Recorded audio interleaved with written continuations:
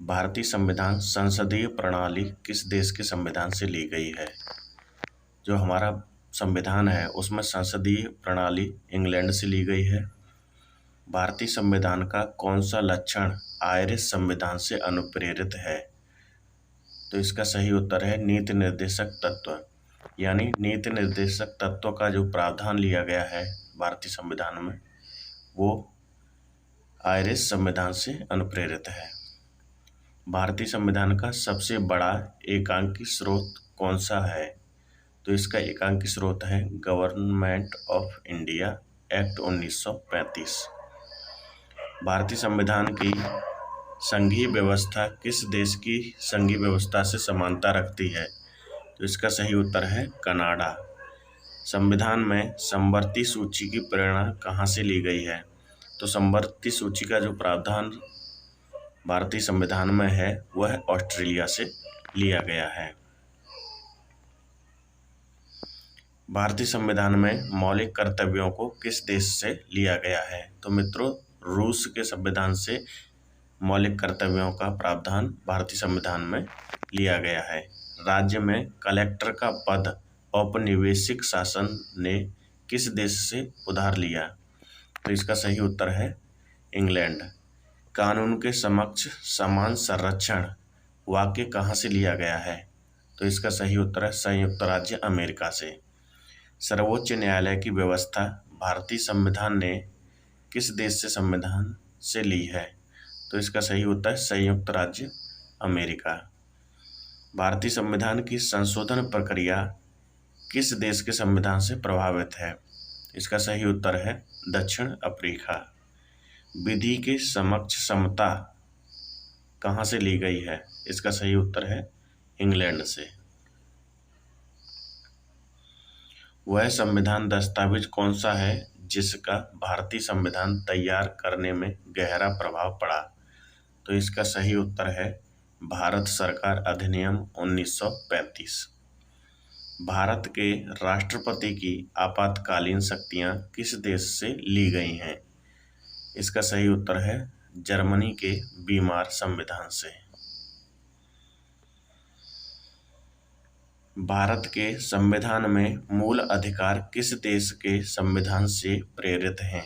इसका सही उत्तर है संयुक्त राष्ट्र के बीमर संविधान से। संविधान में कानून द्वारा स्थापित शब्दावली किस देश के संविधान से ली गई है? तो इसका सही उत्तर है संयुक्त राज्य अमेरिका से। प्रस्तावना की भाषा किस देश से ली गई है? तो इसका सही उत्तर है ऑस्ट्रेलिया। अब बात करते हैं भारत के संघ राज्य क्षेत्र से संबंधित सामान्य ज्ञान प्रश्नोत्तरी की।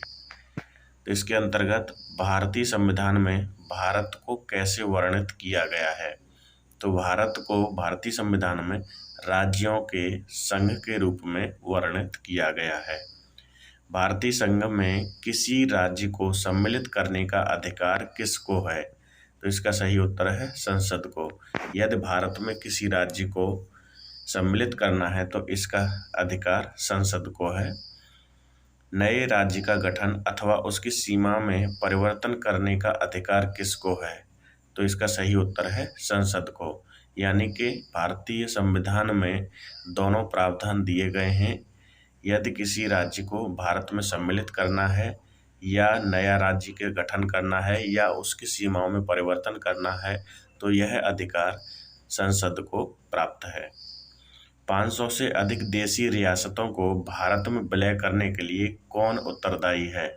तो इसका सही उत्तर है सरदार पटेल, क्योंकि सरदार पटेल ने भारत में कई रियासतों को विलय करने में बहुत ही महत्वपूर्ण भूमिका निभाई थी।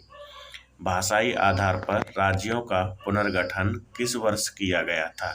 तो भाषा के आधार पर राज्यों का जो पुनर्गठन किया गया था वो सन 1956 ईस्वी में किया गया था। भाषाई आधार पर भारत का प्रथम राज्य कौन सा गठित किया गया था? तो इसका सही उत्तर है आंध्र प्रदेश। आंध्र प्रदेश का गठन भाषाई आधार पर सबसे पहले किया गया था। राज्य पुनर्गठन आयोग का गठन कब किया गया? इसका सही उत्तर है 1953 ईस्वी। भारत में इस समय कितने राज्य एवं केंद्र शासित प्रदेश हैं? तो इसका सही उत्तर है 28 राज्य व 7 केंद्र शासित प्रदेश। पांडिचेरी वर्तमान में, जिसे पुदुचेरी को किस वर्ष भारतीय संघ में शामिल किया गया था? तो पांडिचेरी को 1962 में भारत में सम्मिलित किया गया था। संविधान लागू होने के पश्चात कौन सा भारतीय संघ का एक आरक्षित राज्य था? इसका सही उत्तर है सिक्किम। किस संवैधानिक संशोधन के अंतर्गत सिक्किम को भारत का सह राज्य बनाया गया? तो 35वें संविधान संशोधन द्वारा सिक्किम को भारत का सह राज्य बनाया गया था। हिमाचल प्रदेश को राज्य का दर्जा कब मिला? तो इसका सही उत्तर है 1971। 1971 में हिमाचल प्रदेश को भारतीय राज्य का दर्जा दिया गया। सिक्किम को राज्य का दर्जा कब दिया गया? तो इसका सही उत्तर है 1975 ईस्वी। राज्य पुनर्गठन आयोग की सिफारिशों के अनुसार भारतीय राज्यों का व्यापक पुनर्गठन कब पूरा हुआ? इसका सही उत्तर है 1956।